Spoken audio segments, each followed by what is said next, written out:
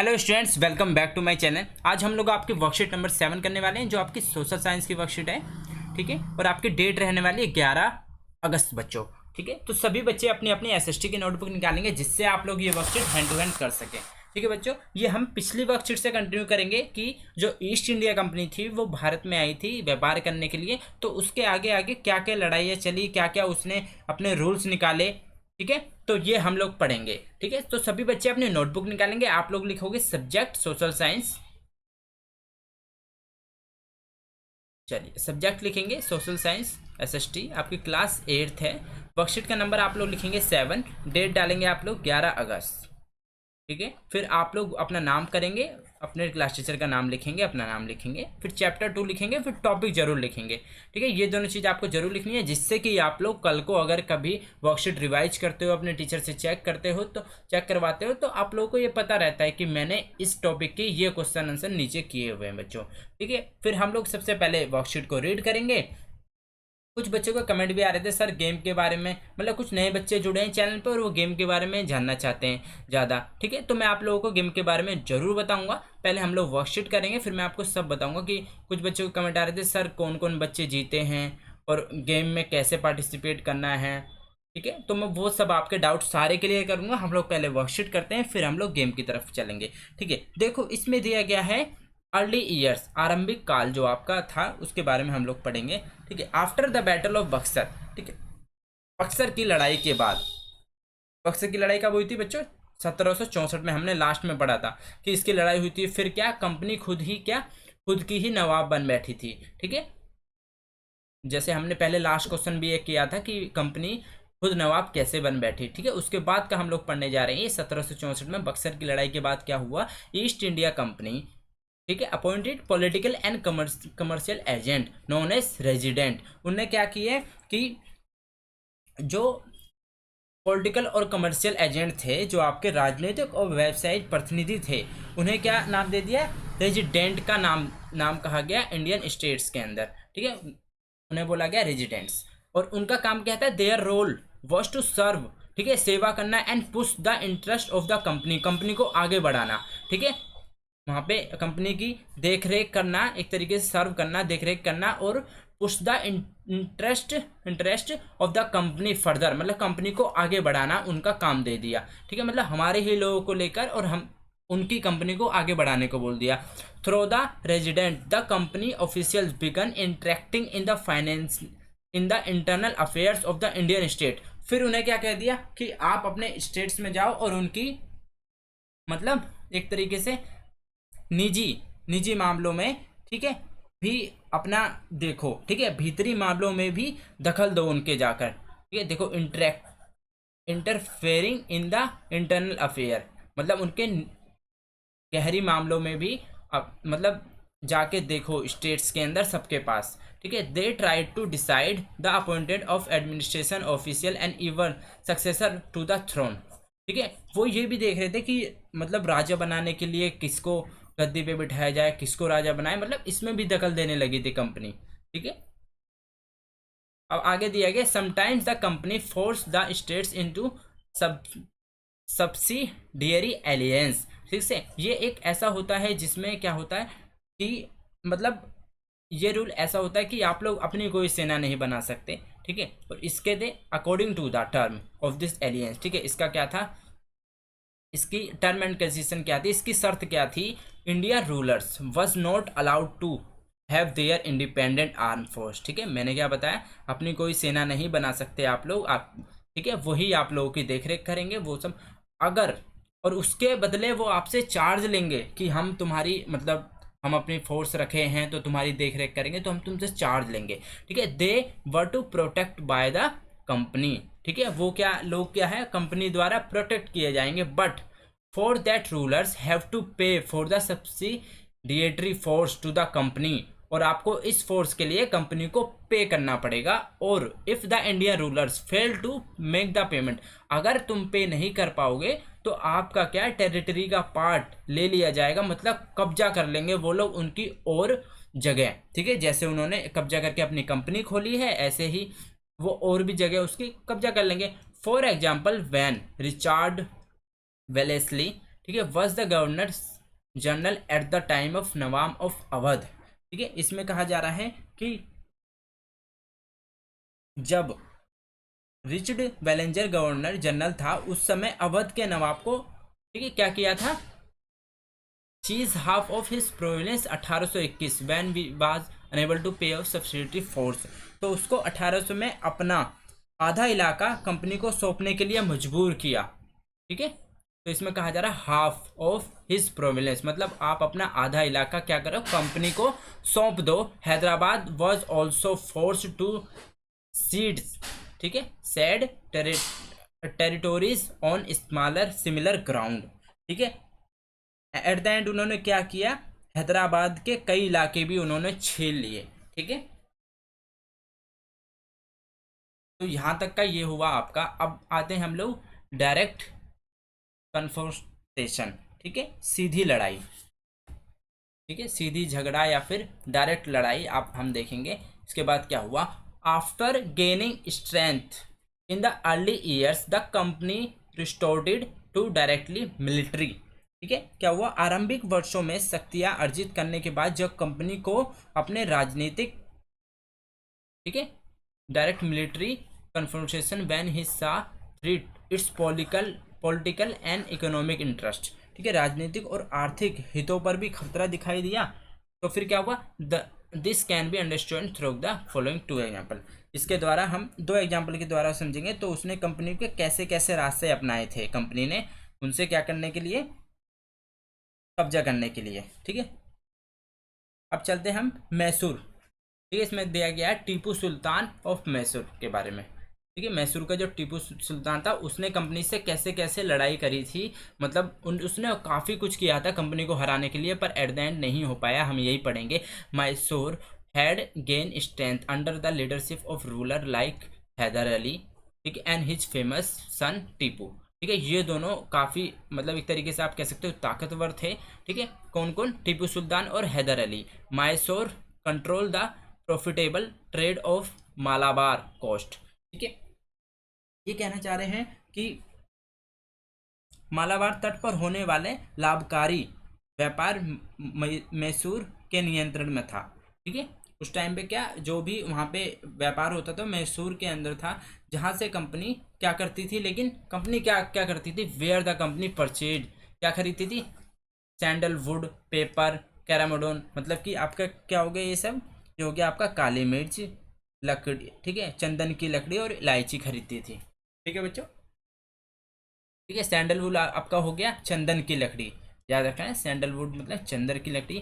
People मतलब आपका हो गया काली मिर्च, और कार्डामोम मतलब हो गया आपका इलायची। ठीक है बच्चों, अब देखो 1785 में क्या हुआ, Tipu Sultan stop the export of, ठीक है, इन सब का उनने क्या कर दिया, काली मिर्च और चंदन की लकड़ी और आपका ये था कैडामोम, ठीक है, इलायची, इन सब का क्या बंद कर दिया।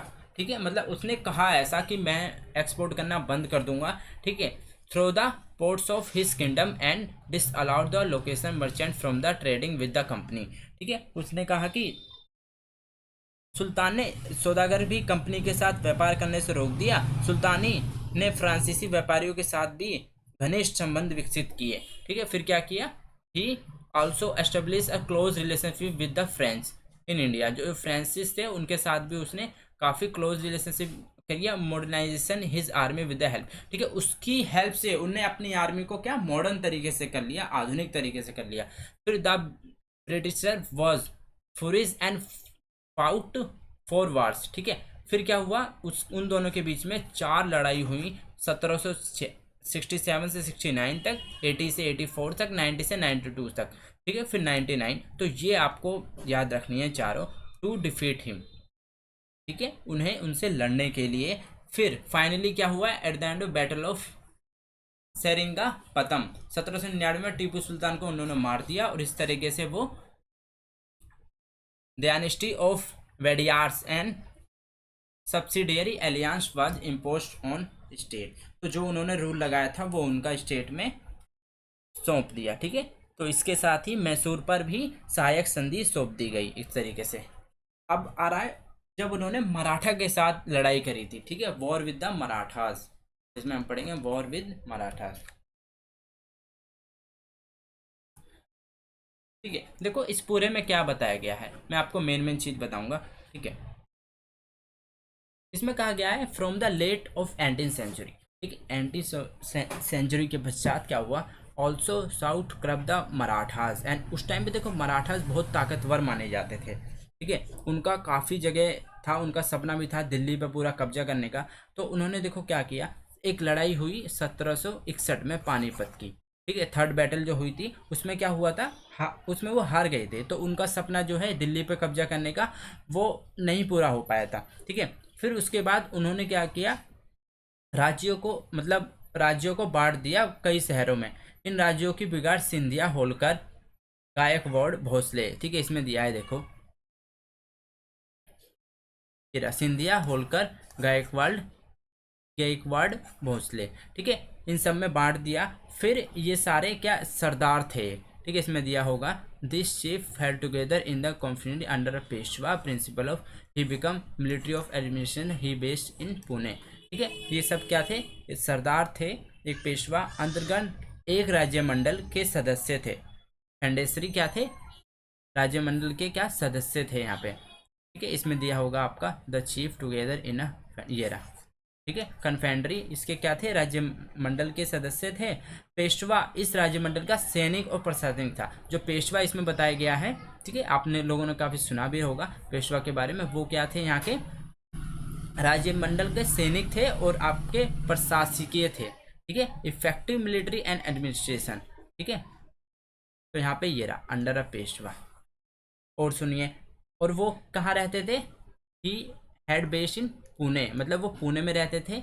महादजी सिंधा एंड नाना फडनीस, ठीक है, दो नाम दिए हैं इसमें, सिंधिया और नाना फडनीस दो प्रसिद्ध मराठा महाराष्ट्र योद्धा थे। ठीक है, तो Mahadji Scindia, Nana Phadnis were two famous Maratha soldier and statesman.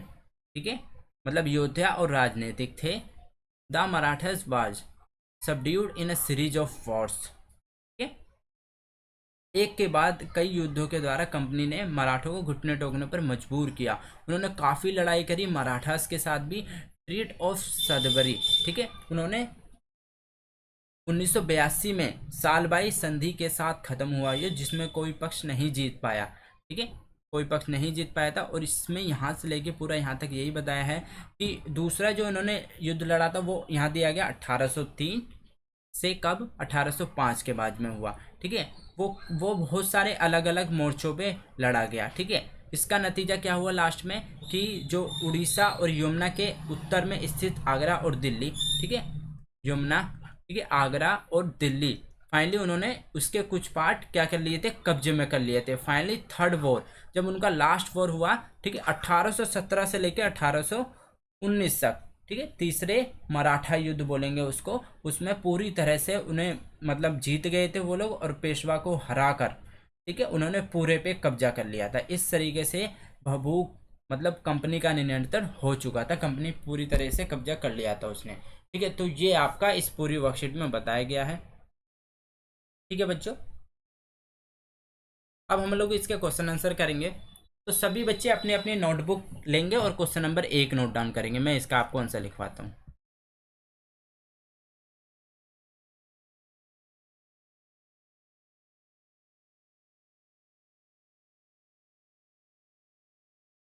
Hope करता हूँ सभी बच्चे ने नोट डाउन कर लिया होगा। मैं इसका आपको आंसर लिखवा देता हूँ। ठीक है, हम लोग करेंगे आंसर नंबर 1।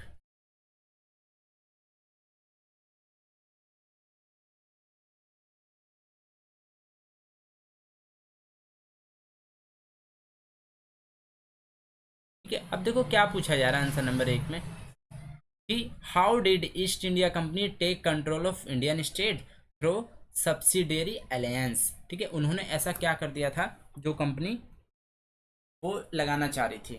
ठीक है,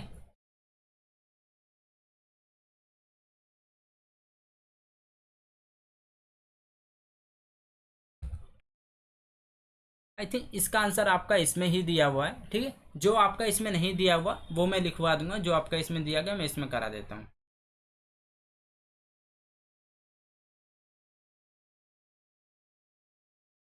क्योंकि हमने अभी पढ़ा था, अगर आपको याद हो, सब्सिडरी एलियंस के बारे में, ठीक है। तो मैं इसको रफ करके आपको पूरा अच्छे से समझाऊंगा कि आपको एक्चुअल में लिखना क्या है, ठीक है बच्चों।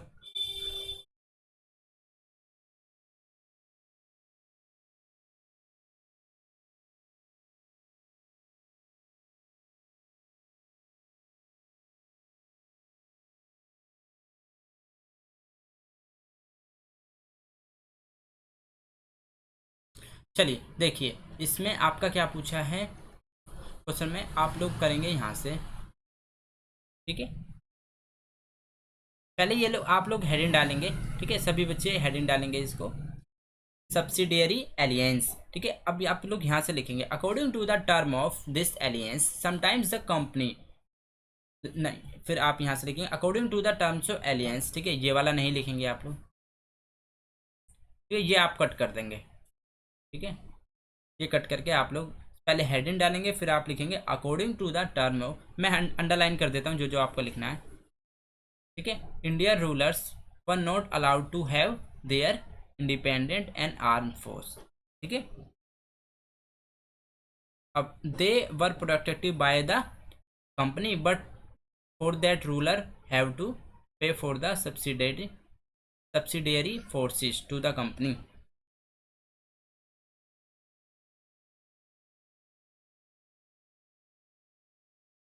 ठीक है। तो ये आप लिखेंगे। अब आपको,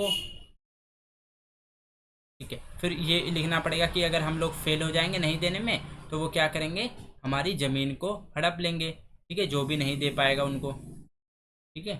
for example when he Richard, ठीक है, ये आपको नहीं लिखना है एग्जाम्पल में, ठीक है, ये आपको नहीं लिखना है। इसमें शायद इतना ही पूछा था, एक बार मैं एक बार देख लेता हूँ इसमें,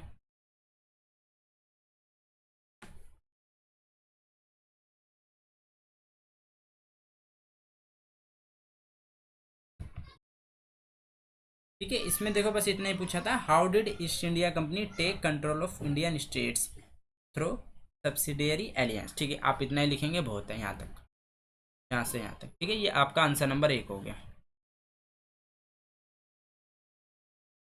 ठीक है बच्चों, ये आपका आंसर नंबर 1 हो गया। सेकंड में आपसे पूछा है, सेकंड क्वेश्चन सभी बच्चे नोट डाउन करेंगे। Why were britisher furious which Tipu Sultan was the result of his confrontation, ठीक है।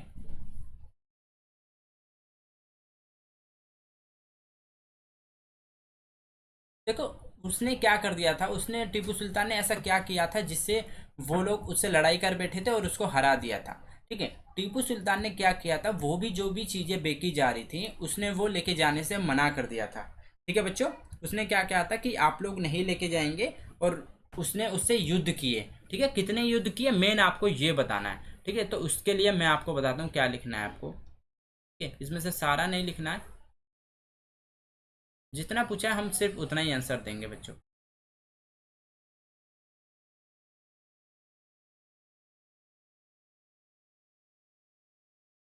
देखिए, इसमें बस हमें ये बताना है कि उस वो क्यों उससे आग बबूला हो गए थे, एक तरीके से क्यों उन्होंने उससे लड़ाई करी थी और इसको टीपू सुल्तान को हरा दिया था, ठीक है। देखिए, एक तो आप स्टार्ट करेंगे यहाँ से, Tipu Sultan in 75, answer number 2, ठीक है। In 75 Tipu Sultan stop the export of sandalwood, pepper and cardamom through the ports of his kingdom and disallowed location merchant from the trading with company, ठीक है। और उसने क्या कर लिया था, ही also establish a close relationship with the French in India and modernise his army with the help of, ठीक है। और आप बस इस युद्ध के बारे में लिख देंगे कि इसका युद्ध हुआ, ठीक है,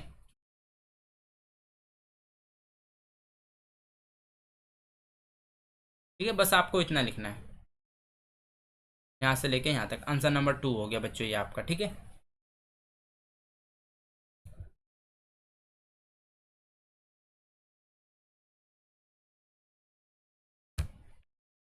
ठीक है, हम लोग 3 करेंगे।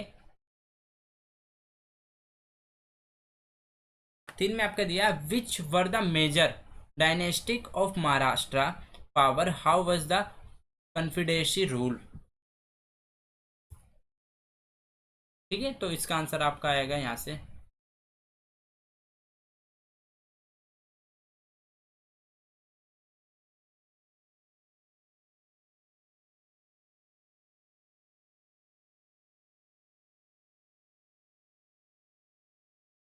देखिए इसका आंसर आप लोग लिखेंगे, इस बार आपके सारे ही आंसर इसमें दिए हुए थे एज इट इज, इसलिए मैंने आपको नहीं लिखवाए हैं। आंसर नंबर 3 आप लिखेंगे चीफ वर हैड टुगेदर।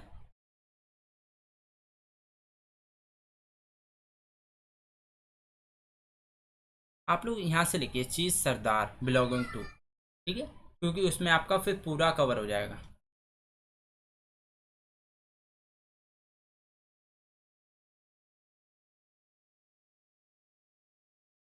यहाँ से चीफ, ठीक है, ये आपका 3 है।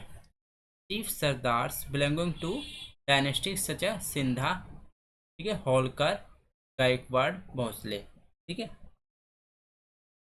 और यहाँ से लिखेंगे आप पुणे तक।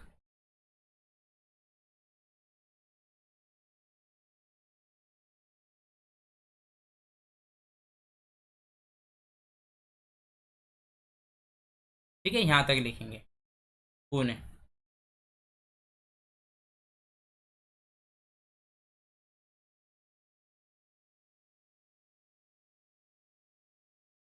ठीक है बच्चों, तो ये आपका आंसर नंबर 3 हो गया, यहाँ से लेके यहाँ तक।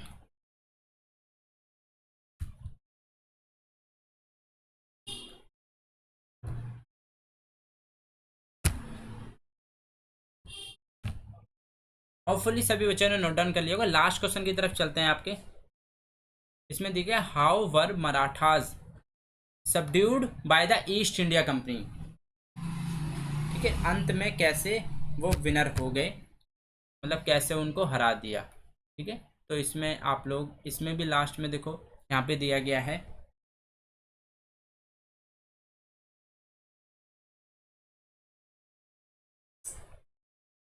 यहाँ से लिखेंगे इन द फर्स्ट वार। ठीक है, ये 4 है आपका। In the first war that ended in the 1782 treaty of Salbai there was no clear victor. ठीक है, फिर सेकंड भी आपको बताना पड़ेगा एंग्लो महाराष्ट्र वार। ठीक है, यहाँ से resulting in British gaining Orissa the territories of the north Yamuna. ठीक है, उन्होंने यहाँ पे कब्जा कर लिया। फिर फाइनली द थर्ड एल्गो Maharashtra war of 1890 crushed Maratha power. ठीक है, यहाँ तक। ठीक है, 4 का आंसर आपका यहाँ से यहाँ तक। आई थिंक सभी स्टूडेंट ने क्वेश्चन कर लिए होंगे। ठीक है, तो फर्स्ट 4th ये रहा, 3rd ये रहा, 2nd ये रहा बच्चों आपका, और 1st ये रहा। ठीक है, ये आपके आंसर हैं इसमें सभी। एजुटीज दिए थे इसलिए मैंने बता दिया था। बाकी देखिए गेम के बारे में बता देता हूँ मैं।